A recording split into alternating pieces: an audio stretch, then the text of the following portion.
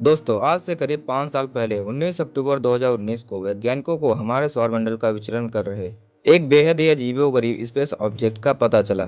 शोध में पाया गया कि यह अजीब पिंड हमारे सौरमंडल का नहीं था, बल्कि यह किसी दूसरे ग्रह से हमारे सौरमंडल में आया था। यह पहली बार था जब हमारे टेलीस्कोप ने इस तरह के किसी स्पेस ऑब्जेक्ट को डिटेक्ट किया था। इसके वजह से यह आज भी वैज्ञानिकों के बीच चर्चा का विषय बना हुआ है। पर हाल ही में वैज्ञानिकों ने ऐसे ही एक और स्पेस ऑब्जेक्ट की खोज की है, जिसे अब तक का खोजा गया दूसरा इंटरस्टेलर ऑब्जेक्ट माना जाता है। पर आखिर यह रहस्यमय पिंड आया कहां से है? क्या यह एलियन द्वारा भेजा गया कोई स्पेसक्राफ्ट है? और क्यों वैज्ञानिक इन इंटरस्टेलर ऑब्जेक्ट पर खास रुचि दिखाते हैं? दोस्तों, वैज्ञानिक उसे देखकर हैरान रह गए। उन्हें बिल्कुल भी समझ में नहीं आया कि आखिर वह चीज क्या थी और अचानक कहां से आई।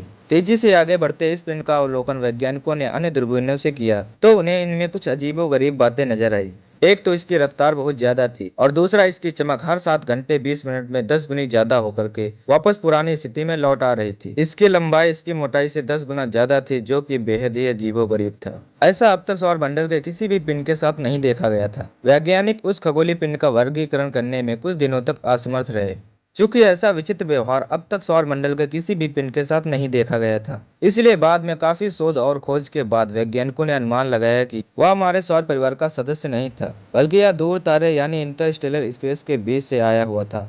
इस अजीबोगरीब पिंड को यूनिवर्सिटी ऑफ हवाई के खगोल वैज्ञानिकों ने पहली बार देखा था, इसलिए उन्होंने इसका नाम भी वहीं की भाषा में किया। हुआ मुआ हवाई भाषा में इसका अर्थ होता है बहुत दूर से पहली बार आया मेहमान। हुआ मुआ की खोज के करीब 2 साल बाद वैज्ञानिकों को एक और बड़ी सफलता हाथ लगी। वैज्ञानिकों को इंटरस्टेलर स्पेस से आए हुए एक दूसरे स्पेस ऑब्जेक्ट का पता चला।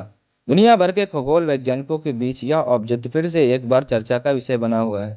यह ऑब्जेक्ट काफी अजीब था। इसके पास एक छोटी सी गैस और डस्ट की पूंछ भी थी। बोरिसोव ने इस खोज को अपने द्वारा बनाए गए एक 0.65 मीटर के दूरबीन के जरिए अंजाम दिया था। एक हफ्ते तक दुनिया भर के शौकियों और पेशेवर खगोल वैज्ञानिकों के बीच चले विचार विमर्श के बाद इंटरनेशनल एस्ट्रोनॉमिकल यूनियन ने इस ऑब्जेक्ट को अध्ययन अवलोकन करने के बाद इसे एक इंटरस्टेलर ऑब्जेक्ट के रूप में मान्यता दी।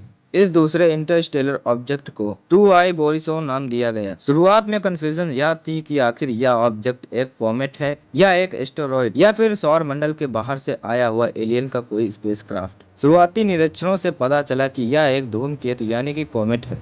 धूमकेतु हमारे सौर मंडल के ही सदस्य हैं। अन्य सदस्यों की तरह ये भी सूर्य की परिक्रमा करते हैं। धूमकेतु धूल और गैस के बर्फीले पिंड होते हैं। इन्हें अक्सर डर्टी स्नो बॉल कहा जाता है, क्योंकि जब ये सूर्य के समीप से गुजरते हैं तो सूर्य के ताप से बेहद गर्म हो जाते हैं और इससे बर्फीली गैसें और धूल कण बाहर निकलने लगती हैं। मगर इस मामले में उमामुआ के साथ कुछ अलग ही था।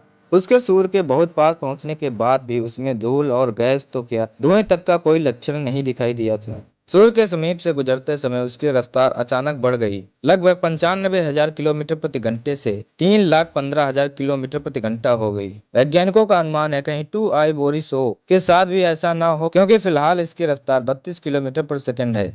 खगोल वैज्ञानिकों का मानना है कि सूर्य के अलावा अन्य तारों के भी ग्रह, उपग्रह, क्षुद्र ग्रह और धूमकेतु हो सकते हैं। अपने सौर मंडल के ग्रहों, उपग्रहों, क्षुद्र ग्रहों, धूमकेतु आदि के बारे में भले ही काफी कुछ जानते हैं, लेकिन सौर मंडल के सबसे दूर स्थित एक विशालकाय गोलाकार बादल, जिसे ओर्ट क्लाउड कहा जाता है, उसको अभी हम बहुत कम जान पाए हैं। वैज्ञानिकों के अनुसार 2I बोरिसोव ओर्ट क्लाउड को पार करके तारों के बीच के रिक्त स्थान यानी इंटरस्टेलर स्पेस से हमारे सौरमंडल में आया है। अपने इस तरह का ऐसा बाहरी पिंड हमने दूसरी बार देखा है। एक अनुमान है कि औसतन ऐसा एक पिंड हर साल भीतरी सौरमंडल यानी मंगल और सूर्य के बीच किसी भी जगह से होकर गुजरता होगा, लेकिन इस पर नजर रखने और इसका हिसाब किताब लगाने की कोई व्यवस्था अभी तक हमारे पास नहीं थी। वहाँ लाइरा तारा मंडल के वीगा तारे की ओर से आया था, जबकि बोरिसोव के आने का फिलहाल कोई अता पता नहीं चला है। अगर हमें यह पता भी चल जाता है कि यह किस दिशा से आया है, तो किसी भी दिशा से आने का अर्थ यह नहीं है कि उसका जन्म भी वहीं उसी तारे के समीप हुआ हो। इसलिए हम दिशा जानकर भी बोरिसोव का जन्म और उसके सफर के बारे में पता नहीं लगा सकते हैं।